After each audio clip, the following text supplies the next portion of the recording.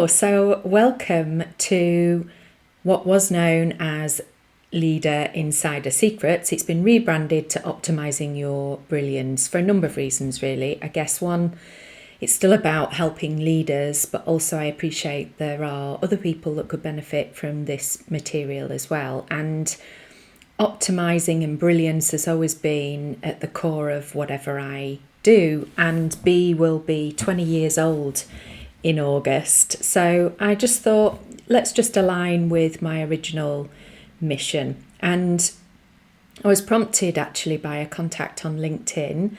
We were exchanging a few messages and she said to me, hey, if you ever need a podcast guest, I'd love to come on it. So I thought, great, do you know what? This has been the prompt I've needed. So to begin with, I'm going to be kicking off with actually reading from my first book, which is Inner Brilliance Out to Shine, 10 Antidotes to Imposter Syndrome, Workaholism and Stress.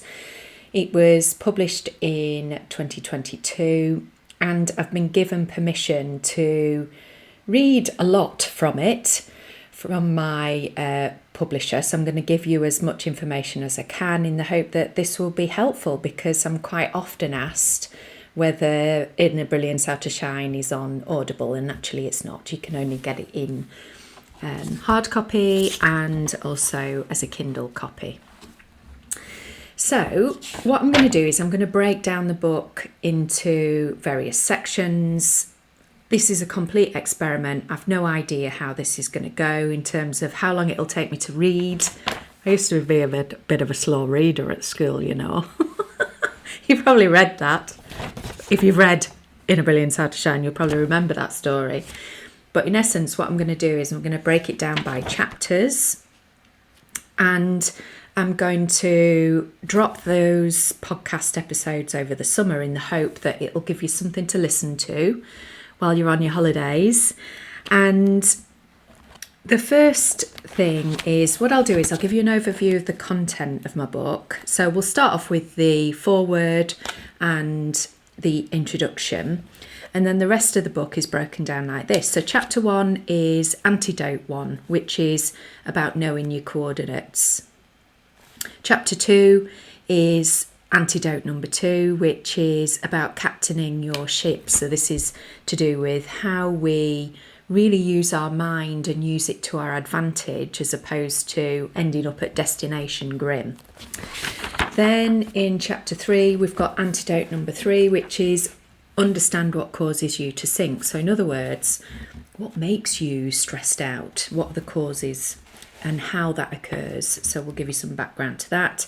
And then chapter 4 is all about aligning towards your stars. So looking at strengths, weaknesses, how we align with our values and our purpose, and how that really optimises our brilliance, our performance.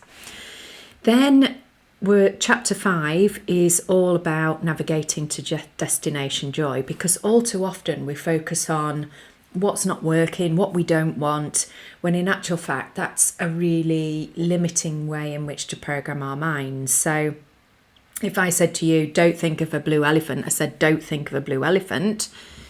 Of course, probably one of the first things that springs to mind is an elephant. And so what we want to do is we want you to program your mind more effectively and more efficiently by identifying a positive outcome and where it is that you want to move towards. Then in chapter 6, we're going to be looking at how you offload excess baggage. Now, for those of you that have not read my book, there's a sailing metaphor throughout the book, and I use metaphors a lot to help bring the theory that I'm sharing with you to life. And we all carry excess baggage. It's part of the way our personality is formed. But sometimes that baggage does get in the way of us shining, our brilliance coming through, but also it can trigger our stress. And so in that chapter, I share with you how to use havening, which is an absolutely amazing technique. I've been using it for over 10 years. It is my go-to technique. It is literally like cheating change. And I've qualified in many disciplines, so hypnotherapy, NLP, EFT, it's all the acronyms, integral eye movement therapy, and then I found Havening, and Havening was the thing that really transformed not only my own life, but also the lives of my clients. And 9 out of 10 of my clients all use Havening. So I will talk you through how to use that. And then chapter 7 is about running a tight ship. So people that suffer with imposter syndrome in particular can end up overworking or overdoing things. And I refer to people in the book like being a good egg. So they will overstretch themselves. So it is about how do we bring that back into balance so that we manage our personal boundaries, our time boundaries. How do we say no when when we repeatedly say yes and we shouldn't be doing? So how do we therefore say no so that we reduce the amount of workload that we've got on our production line? Then in chapter 8, antidote number 8, we move on to how you develop an inner captain. So, you are this vessel, this ship steering towards a better destination joy, as I refer to it. And sometimes we sabotage our success, and we do that by talking ourselves out of things. So we're very used to talking about our inner critic. So how do we flip that on its head, use it to our advantage, and instead have an inner captain that's focused on getting those more positive results? Next, chapter 9 is antidote number 9, and we're going to be looking at how to handle rough seas, because with the best will in the world, life happens, crap things happen to us. I know so when I wrote this book originally, I wrote a lot about my dad. And sadly, my dad has passed since I wrote this. So, life throws crap at you. And, in those moments, how do we handle that crap? How do we deal with those limiting emotions? And I'll be talking you through how you use techniques like EFT, Emotional Freedom Technique. Then we move on to chapter 10. That's the final chapter. And this is about accessing what I refer to as the mess deck. The mess deck, traditionally in a boat, was a place where sailors used to go to rest, relax, recharge, refuel. And do you know what? You can do everything else that's in all the other chapters, but if you don't take care of yourself, so if you don't, adopt self-care habits and routines, then in actual fact, you're still not going to shine. So it covers all sorts of things like diet, sleep, having more fun, that kind of thing. But basically looking after yourself. So that's an overview of the book. As I say, today, the first chapter, or the first part I'm going to read to you, is the foreword, and it's been written by a wonderful guy called Dr. Ron Rudin. He is the co-creator of the technique Havening. He's a GP, he's a medic, he's a neuroscientist in Manhattan, and he invented Havening as a result of being in touch with Paul McKenna. For those of you that know who Paul McKenna is, he is like a coach to the stars. He used to be a stage hypnotist. You may have seen his shows back, I think it was back in the 90s. And Paul McKenna shared with him EFT, which is the tapping technique. For those of you that are not watching this on YouTube, I'm touching my head with my fingers, and you think about certain feelings, emotions and thoughts, and you tap them away basically, which, as I say, I will be covering anyway in chapter 8. But anyway, so Paul McKenna shares this technique with Dr. Ron Rudin, and to a neuroscientist, for him it just didn't make any sense. So how could people get over really traumatic things simply by tapping on various parts of the body and thinking and saying certain things. So he then spent 7 years investigating all the psychosensory techniques. And psychosensory literally means thought and using our senses. And he invented Havening as a result of that. So, for example, they had people hooked up to machines to discover what was happening in the brain. And if, for example, you rub your knees, do you get over trauma? Well, it turns out you don't. But what they did discover is that we create a chain reaction in the brain, which I will talk to you about when we get into the Havening chapter, which enables us to scramble neural pathways that were created in our childhood, which are triggering our imposter syndrome thoughts, beliefs and emotions, but also our stress triggers. And we can basically break that neural pathway so that we're not then re-triggered within that context. And that's why often it just feels like cheating change. But we'll get into that as I go throughout the book. But anyway, so that gives you the background to Ron Rudin. Amazing, wonderful guy. Really clever, obviously. And so here we go. Here's the foreword. So much is expected of us these days to be great parents, innovative employees, or successful business owners, to be fit and healthy, ready to face whatever the chaotic world throws at us. In the sea of change, we find ourselves drowning in the demands, overworking, stressed, and close to burnout. Even when we are, in inverted commas, successful, we can experience worry and fear about self-worth, which damages our ability to perform at our best and thrive. These competing bids for our mental resources cause old wounds to resurface and past traumas to sabotage our success as a result of limiting beliefs, behaviours and emotions.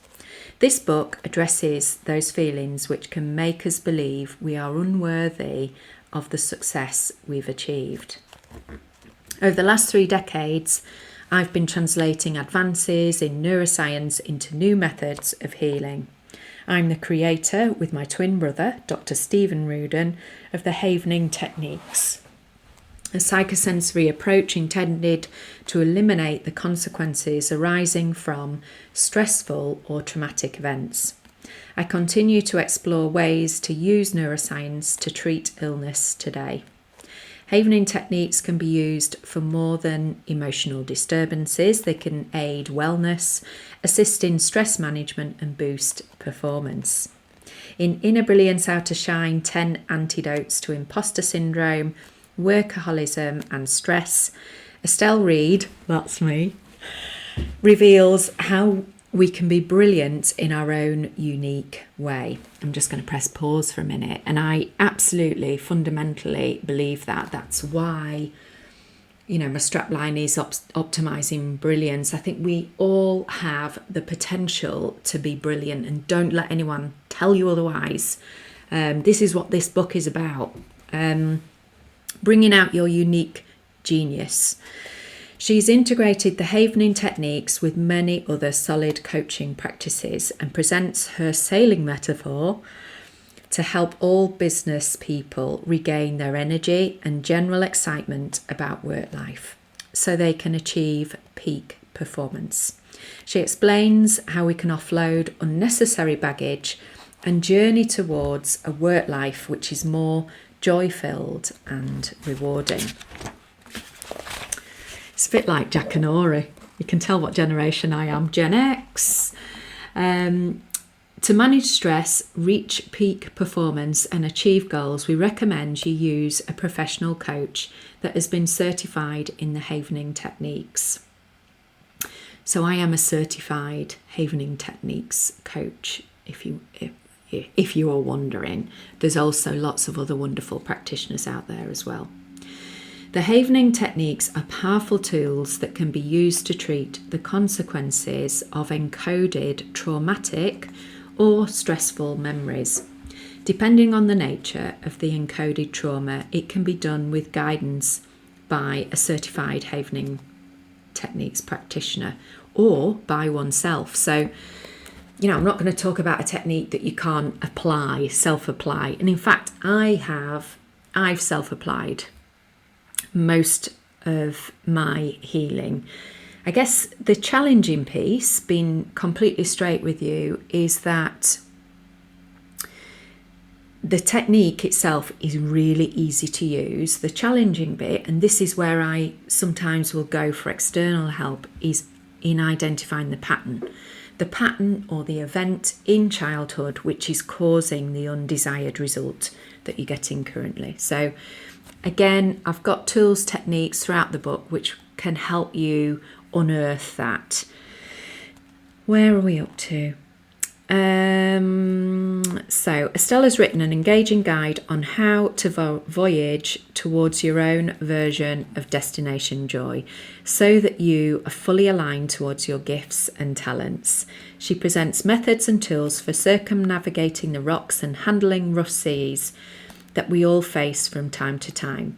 She uncovers the strategies which act as antidotes to overworking so that you can attain more effortless success, be more personally effective, and tap into your inner brilliance. This is a must read for those who are ready to be fully themselves and shine naturally. Ronald Rudin, MD, PhD, author of When the Past is Always Present.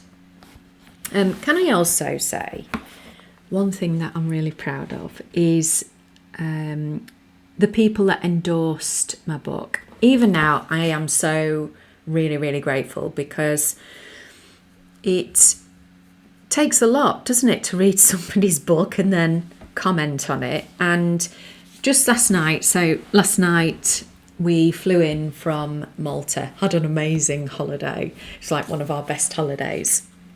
We stayed in Mdina. I think that's how you pronounce it, but really beautiful destination, really chic, historic.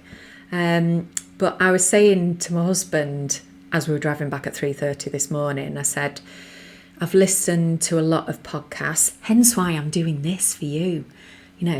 When I'm on holiday, that's when I've got my earbuds in. I'm not the kind of person that can lay horizontal and soak up the sun. I need a bit of entertainment as well. So hence the idea. I thought, you know what, I'm going to record my book so that people can listen to it over the summer. But I was saying to him in the car that I have really enjoyed listening to the podcast. I've been listening to the High Performance podcast by Professor Damian Hughes, and I was really honoured that he endorsed my book. And my relationship with Damien went back quite a way, in that we met about 20 years ago at a CIPD event, and we have this hilarious tale of sometimes as HR professionals we can be a tough audience. We are sussing people out, and on this particular occasion I was sat right at the front. And I'm always rooting for presenters because I'm a speaker myself. I always want people to do really well. And I could hear that some of what he was saying wasn't getting a response. I thought it was excellent content. And straight away could see because he was at the start of his consultancy business as well. And I just knew he was going to be brilliant, really fascinating, genuine, kind guy. And so I was sat at the front doing my usual smiley, trying to encourage. And then at the end of his presentation, I went up to him and said, that was brilliant, really enjoyed it, blah, blah, blah. And he said, blimey, they were a tough audience. And he'd still got his mic on. So that was being communicated to the rest of the audience. Anyway, we killed ourselves laughing. But that was how I knew Damien, and I was really, as I say, honoured that he endorsed my book. I can totally recommend his podcast, the High Performance Podcast. And also, whilst I've rebranded this podcast as Optimising Your Brilliance, you will still be able to catch the older episodes. And I recorded an episode with Damien when I'd launched my book. To be honest, I was listening to it over the holiday and I was just absolutely wincing. I was so nervous interviewing him because he is literally like podcasting royalty. But every day's a skill day, isn't it? We learn, we grow from our successes and our failures. But yeah, so back to the book. So endorsed by Professor Damien Hughes, always eternally grateful. So I'm going to read the introduction and we'll see how we go with this. You can hear me going through the pages. And then I will record subsequent episodes that you can listen to. So, introduction. And can I just say that the characters in the book, they're based on what we refer to as composite characters. So there are so everything in here is true, but it might be true of 5 individuals, if that makes sense, because I always believe in protecting client confidentiality, but equally there's so much learning in there, isn't there, from those client experiences. There's also my own experiences in here, and the character at the start of the book is called Charlotte. And often I will get messages from people that have read my book saying, oh my goodness, I can relate to Charlotte so much. So here we go. Introduction. My client Charlotte drives from her executive home in her executive car to her executive coaching session. To the untrained eye, she is a success. She's made it in work and life and part owns an award-winning business. She has a supportive husband and 2 children. When she arrives, Charlotte stays in a car for 5 minutes so that she can hurriedly text her accountant. When she eventually comes in for a session, her neck and her ears are flushed. Outside clues as to how Charlotte is feeling inside. That's part of me as well. You know, in the olden days when I first started my presenting career, I used to have to wear a polo neck because I would get that's the nervous. My body would be giving away clues as to how I was feeling inside. She eventually sits in the coaching chair, self-consciously adjusting her designer scarf to disguise her body's betrayal. The scarf is her crutch. However, her feelings escape again. This time her ankle begins to jerk anxiously. Charlotte announces that she must leave her phone on 24/7 for her clients. 10 minutes into our coaching conversation, she takes a call. I don't know what the issue is, but my mirror neurons fire in empathy for her. So our mirror neurons, this is what makes us human. It enables us to experience other people's pain. I feel tense and repeatedly adjust my physiology so that I can be in a resourceful state for my coachee. As she talks to her accountant, I start to wonder about the impact of Charlotte's emotional state on people around her.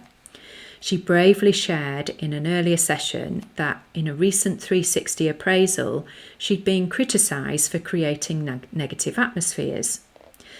What was she like when she got home from work with her husband and kids? Was she leading a stressed state of mind in a team? How was she perceived by her clients and her colleagues? But ultimately, I wondered what it must be like to be inside her body and mind. Ever heard the saying, takes one to know one? I recognise the signs because I wore the t-shirt for 36 years. I made myself sick through overworking, overproving and overextending myself. Recovery felt impossible. I felt convinced that I was going to spend a lifetime in a bed or a wheelchair because that was the worst case scenario. I felt like a fraud. I was a coach, for goodness sake. I'd been faking it and I'd not made it. I'd failed.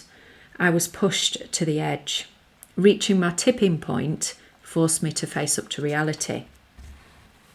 My client Charlotte had all the trappings of success but was miserable. Being stressed was her normal. She got used to working herself into the ground because of imposter syndrome thoughts. Constantly switched on, it was alien for her to feel happy, calm, or joyful. Charlotte never felt like she was enough and feared that one day her work life would come tumbling down like a pack of cards and she'd get found out. Being herself wasn't enough, which created massive tension in her body. She pushed herself to the limits, trying to belong and to be accepted by others. Her stress and anxiety were taking its toll on her body. She was experiencing panic attacks and a myriad of other undiagnosable symptoms. She was drinking heavily every night to soften her negative states and help her to relax. She hit rock bottom when she was admitted to hospital.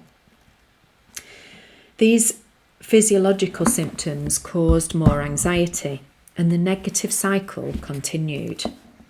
Every moment was jam-packed either with work or home life activities. Nobody in her family stopped. Each child participated in an impressive list of extra-curricular activities, all of which could eventually turn into a career, and it was her job to ferry them about. Charlotte was also a school governor and fully participated in all village social engagements. That was my part as well. That was a little bit of me in there. Regardless of how dull they were, she wouldn't think twice about russing up a Victoria sponge for the school fete at 11 p.m. That wasn't me. I used to go to Tesco's and just buy some ready-made things. She really was a superwoman. Many people relied on her because she was a good egg and responsible. Being relied upon helped Charlotte's self-esteem, but it did give her more things to do. And what were the causes? She thought that people didn't like her. She didn't feel safe and secure enough to be herself. She'd learned as a little girl that being herself wasn't good enough. Her unconscious strategy to counter this was to do everything for everyone. She was looking for acknowledgement that she was a worthwhile person. She certainly wasn't shining. Charlotte looked as though she was heading towards a heart attack or a nervous breakdown. If our body is so filled with tension, pain, stress or anxiety, our mind never fully switching off because we have so much to do, is it any wonder that we're unable to fully access the joy of work life? What's the point of continually striving and never arriving? What's the point of working so hard that we're too stressed and knackered to enjoy the fruits of our labour? Good can come from adversity though, and often there are connections in our childhood. We can grow from an experience. I learnt lots of new skills during my recovery, having qualified as a coach, an NLP, Neuro-Linguistic Programming practitioner, master practitioner, and can't put my teeth in. And then eventually a trainer of NLP. I'd been on a quest to sort myself out for a long while, but still hadn't found the thing that fully hit the reset button. The technique which enabled me to be myself without fear, judgment, and fully embrace life without anxiety. After being diagnosed with, oh my goodness, I can't pronounce this, that's why we call it ME for short. Myalgic encephalitis, ME. I learned integral eye movement therapy, hypnotherapy, EFT, emotional freedom technique. This actually kick-started my recovery by beginning to remove excess baggage. But the thing that made the biggest difference was using havening, which, as I said, I'm going to come on to in, I think it's chapter 6. Not only was it simple to use, but I could also treat myself. I loved that about it. And it worked, and the changes stuck. Suddenly, I could breeze into a situation without any conscious thought, which in the past had caused anxiety and lots of overthinking about how awful it was going to be. I also learnt and researched how to optimise my health and ultimately my performance at work. I took charge of the basics in life, how to sleep, eat and move effectively. Previously, I'd done these things on autopilot, not realising the impact it was having on my well-being. Initially, I wanted to recover for my family. My daughter was 18 months old. Then I realised I needed to do this for myself. Once I made the decision, my recovery began, and instantly I became a better wife, parent and coach. Sorry, I'm struggling to read my own text here. I'm not going to be editing this out either. I'm going to read that sentence again and hopefully it will make a bit more sense. Once I made that decision, my recovery began, and coincidentally, I missed the I became a better wife, parent and coach. For the first time, I really started to love work and life. For the first time, I had moments where nothing was going on upstairs up here, in the head. No inner dialogue whirring away in the background, just silence.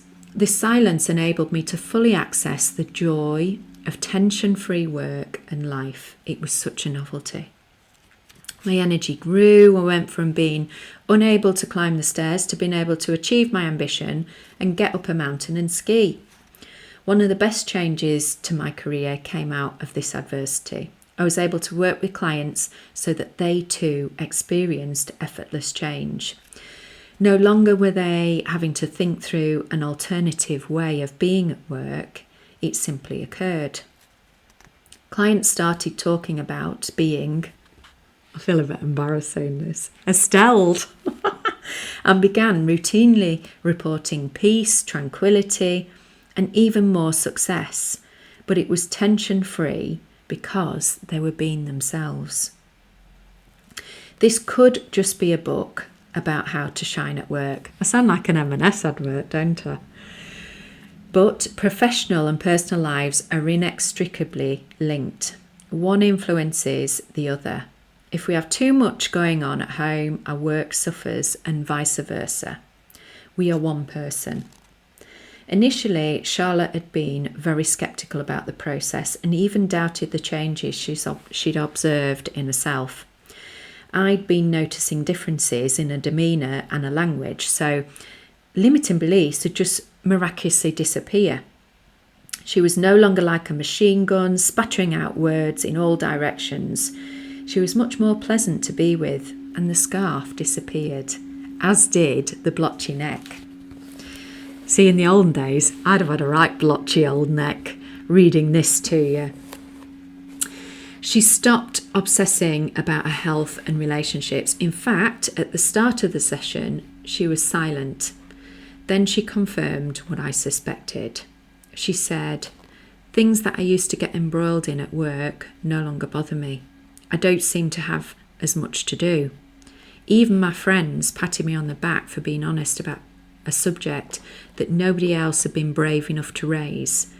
Ordinarily, I would have avoided saying anything for fear of people not liking me." So if you remember at the start of the book, that's what was driving Charlotte's stress and workaholism and imposter syndrome. It was that feeling of not being liked. I'm only drinking for pleasure at weekends as opposed to using it to force relaxation. I've not had any panic attacks either. I feel at peace. I feel contented. I feel like myself.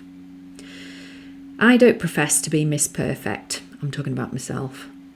I do slip up, as you will see in the pages that follow. But the great thing is, I have my blueprint for health, happiness, joy, self-esteem, and how to move from stress to success. I no longer overwork or let feelings of imposter syndrome get in the way. I know how to get back on course. In this book, I'll show you how to create your personal blueprint of these things too. You will get rid of the outdated programs which create drag and prevent you from working and living most effectively. By applying the strategies that follow, your inner brilliance and outer shine will shine through naturally. It's time for an update. It's time for a reboot, a reset, a returning to the real you, just the way you were made. For you to be yourself, an alignment towards what makes you amazing. A deletion of the behaviours, beliefs and feelings that are dulling your shine. It's your turn to shine now. It's Project Me time. You deserve and are entitled to lead your best work life too, right? So that's the end of the introduction.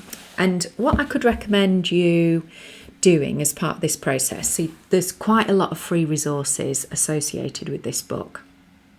If you are watching this on YouTube, you will, I have to see which way to point, you will see a QR code. If you scan that QR code, it will take you to my Linktree page, and what you can get there is you will get a list of, so there's my workbook that comes with this book. So it's literally a place for you to store your answers, because there will be if you're the sort of person that likes to write answers, then download that.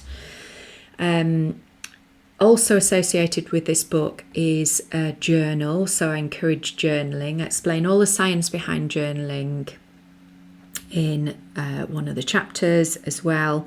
But also, do you remember I said it can be challenging to identify your own limiting beliefs, states of mind and childhood events, and the journaling process is designed to help you to do that.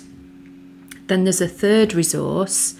So I have got a free workshop or webinar that you can watch, which also is available on that same QR code. And for those of you that are not watching this on YouTube, if you go to link and then tr.ee and then / Estelle, which is ESTELLE, and then the word at and then the word B spelt with 3 E's, so BEEE, that will take you to my Linktree page. And as I say, you can get all of those resources and more, including, as I say, that free webinar. And the title of that webinar is 5 Steps to Overcoming the Hidden Causes of Your Persistent Stress and Burnout. It's up there at the moment, and I'm contemplating whether I take it down. So if you're going to watch it, I would say go and watch that now. But what it includes in that webinar is more of the science behind havening, but also it helps you to understand why we've got stress triggers, where they come from, why we fail to fully get to the bottom of them and resolve those stress triggers. But in essence, it's a summary of what's in the book. So if you want to get ahead, have a look at that webinar for a bit more information on that.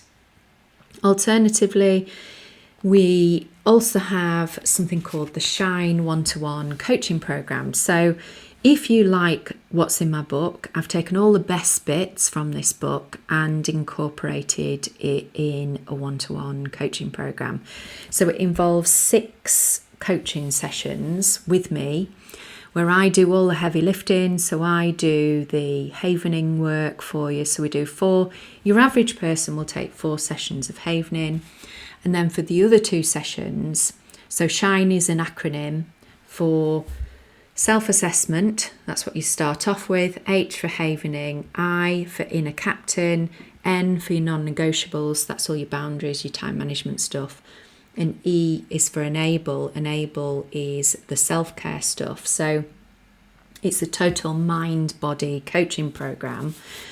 And so in the final 2 modules, we work through anything else that's remaining, but it's totally tailored based on your needs. So if you're the sort of person that doesn't want to do your own work and you want to just crack on and do the work, that's the best option for you. And as I say, and you know, the beauty of it is, so traditional coaching. So I do traditional coaching, but I also do havening based coaching. And so often, you know, when people are in a dire situation, if you're really, really stressed, and that's why you're listening to this podcast or why you've read my book, then often we want a quick solution to that. We don't want the stress or the workaholism or the lack of joy or the anxiety or the panic attacks. We don't want that to be prolonged. We want that to be resolved quickly. So that is the beauty of havening, is that you can do that if you're available and I'm available. We can do that in 4 sessions, like really quickly, over a couple of weeks, 4 weeks, something like that. So that's how quickly you can get your transformation if you're in that spot, and I hope you're not. Right, so I'm going to end this podcast. I hope you enjoyed, and I hope that it's been useful. And as I say, the next podcasts that drop, they're going to include the rest of the chapters. So we've got 10 episodes to come. Thanks for listening. Take care.